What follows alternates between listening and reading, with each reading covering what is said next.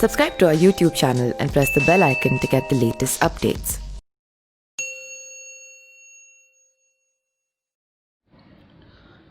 बिहार में विधानसभा चुनाव नज़दीक है और हर पार्टियां तैयारियों में जुट गई है। खास करके अगर हम बात करें तो एनडीए और महागठबंधन अपने अपने दलों के साथ सीट बंटवारे को लेकर काफ़ी ज़्यादा सुर्खियां बटोर रहा है और अभी भी क्लियर नहीं हो पाया है कि कौन सी पार्टी कितने सीटों पर चुनाव लड़ेगी। वहीं एनडीए में अलग तानातानी बनी हुई है। खास करके अगर हम बात करें तो नीतीश कुमार और लोक जनशक्ति पार्टी के जो अध्यक्ष चिराग पासवान है उनके बीच में हमेशा ऐसी खबरें आ रही है कि चिराग पासवान सहमत नहीं है कि नीतीश कुमार के नेतृत्व में बिहार का विधानसभा चुनाव लड़ा जाए और सीट बंटवारे को लेकर एनडीए में पूरी की पूरी जो स्थिति है वो अभी भी असमंजस में है।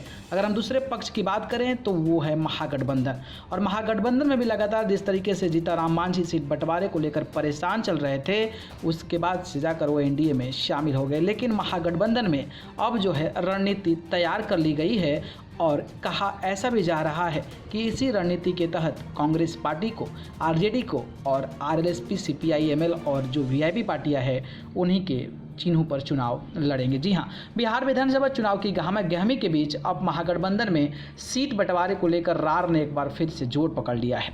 महागठबंधन को लीड कर रही आरजेडी ने कांग्रेस के सामने ऐसा प्रस्ताव फेंका है जिससे कांग्रेस सख्ते में आ गई है। जी हां, बात करें विधानसभा चुनाव के चुनावी अखाड़े में सीटों को बंटवारों को लेकर तो राजद ने कांग्रेस को 80 या फिर 50 वाला फार्मूला दिया है। राजद ने कांग्रेस को प्रस्ताव दिया है कि वो 80 सीट ले या फिर 50 सीट ले, लेकिन सीटों के साथ राजद ने फेंच भी फंसा दी है।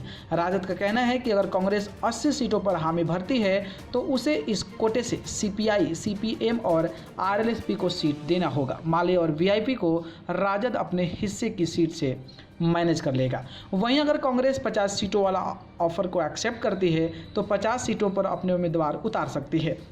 बाकी के बचे सीटों पर सहयोगी दलों को सीट देने के बारे में फैसला राजद खुद करेगा। आरजेडी का कहना है कि फिर इस मामले में कांग्रेस को हस्तक्षेप नहीं करेगी, लेकिन अंदर खाने से खबर आ रही है कि कांग्रेस का ये दोनों ऑफर मंजूर नहीं है। सूत्र बताते हैं कि कांग्रेस 85 सीटों पर चुनाव लड़ना चाहती है, लेकिन कांग्रेस सीट बंटवारे को लेकर मचे रार पर अब दिल्ली दरबार में बात करना चाहती है। राजनीतिक जानकारों का मानना है कि ये झगड़ा अब दिल्ली दरबार में ही जाकर खत्म होगा, लेकिन ये देखना दिलचस्प होगा कि कांग्रेस पार्टी को आरजेडी अपने महागठबंधन अलायंस में कितने सीटों पर चुनाव लड़ने के लिए प्रस्ताव जो है वो जारी करती है।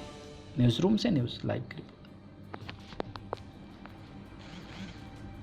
Subscribe to our YouTube channel and press the bell icon to get the latest updates.